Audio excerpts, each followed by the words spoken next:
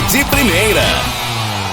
Começar com um gol literalmente aos 45 do segundo tempo, marcado pelo jovem Kaique, o Botafogo venceu o Nova Iguaçu no precário gramado de Moça Bonita, em Bangu, pelo placar mínimo de 1-0 ontem à noite e entrou na zona de classificação para as semifinais do Cariocão.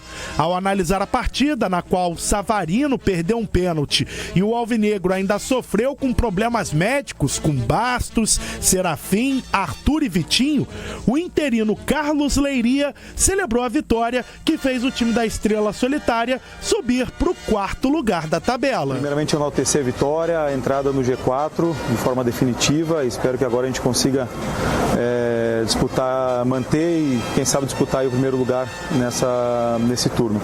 Com relação ao que nós preparamos para o jogo, tínhamos alguns cenários que havíamos preparado para ter uma melhor qualidade de jogo, para melhorar o desempenho ofensivo, para fazer alguns ajustes na marcação. Praticamente não tivemos nenhum risco defensivo, isso foi uma questão muito trabalhada após a última partida.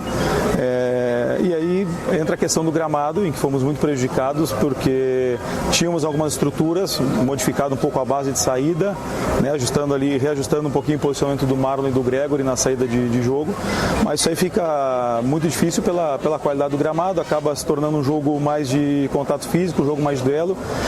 Infelizmente, através desses duelos tivemos algumas baixas hoje, tivemos que alterar um pouco o cenário já no primeiro tempo com algumas trocas, mas sobre quem machucou é muito precoce, sair do jogo, então a gente tem que ter calma agora, ver amanhã como eles vão apresentar no clube para ver a sequência como vai ser. A direção do clube de General Severiano informou que vai enviar hoje um pedido à Federação de Futebol do Rio para interdição de Moça Bonita. Vale ressaltar que outros 2 jogos também completaram a 8ª rodada do Cariocão ontem. Madureira 0, Sampaio Correia 1 e Volta Redonda 2, Maricá 1. Com a virada sobre o time da região dos Lagos, o Voltaço reassumiu a liderança do estadual que estava com o Flamengo. Entretanto, para o técnico Felipe Luiz, o foco do rubro-negro agora é total para o clássico de amanhã contra o Fluminense, único adversário para quem ele perdeu desde que assumiu o time profissional. Para o jogo do Fluminense, como eu falei, o grupo agora, esses jogadores que jogaram hoje vão ter folga amanhã e se juntam na sexta-feira. A partir da sexta-feira, para mim, todos iguais, do zero, todos com minutagem, jogaram 90 minutos, a maioria deles, tirando Cebola, Rasca e Luiz Araújo. A maioria deles jogou 90 minutos. E então vou decidir o plano para o Fluminense, os jogadores que vão começar, e vou analisar depois do jogo do Fluminense o que eu vou fazer pro Botafogo, mas claro que quero ganhar. Não vou entrar nem para empatar nem para perder nenhum jogo nunca. Mas mesmo se não começarem todos os titulares que começaram na final, os jogadores que eu vou colocar no campo vão ser os que eu acredito que vão ser os melhores para vencer o jogo. E se eu não acredito que eles são os melhores, não vão ser eles que vão começar. Então eu vou escolher um time que eu acho competitivo sempre para poder vencer o adversário que venha pela frente, independentemente se vale 3 pontos, se vale título, se é um amistoso contra o São Paulo. Sempre vou pensar em vencer o jogo, em ganhar, em propor, em impor, mas também juntar a parte física, que também é importante, porque, como eu falei, são 80 jogos durante a temporada. Ou seja, fugi da tua pergunta, não te respondi nada, mas como não contra o Fluminense, pode ter certeza que vamos pra vencer, tá bom?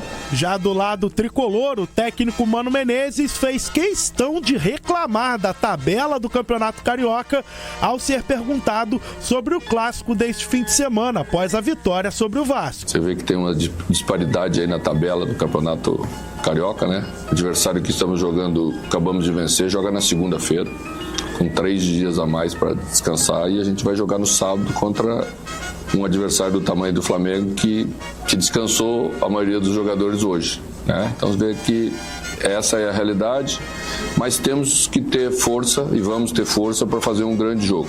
Grandes jogos exigem boas defesas, exige ambição para jogar quando se tem a bola, se tem capacidade para atacar.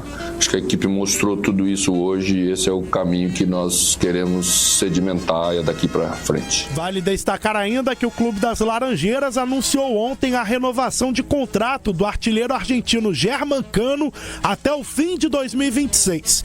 Por falar em atacantes, um novo nome passou a ser especulado no Vasco. Trata-se de Eric, ex-Botafogo e Palmeiras e que está no futebol japonês.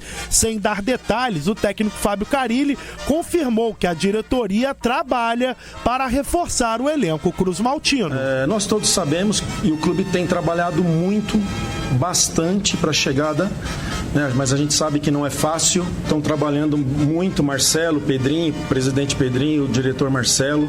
Estão fazendo propostas, estão analisando, está chegando perto de acertar. Daqui a pouquinho vem alguém e atravessa por inúmeras situações, né? E a gente acaba não acontecendo, mas a gente continua trabalhando. Eles estão trabalhando muito para chegar a esses reforços que tanto o clube necessita. E a gente vai buscando alternativas dentro do que a gente tem dentro do elenco. Vale destacar ainda que Coutinho será reavaliado e é dúvida para o jogo de segunda-feira contra o Sampaio Correia. Além disso, Planetinha, só 2 informes rapidinhos pra gente fechar.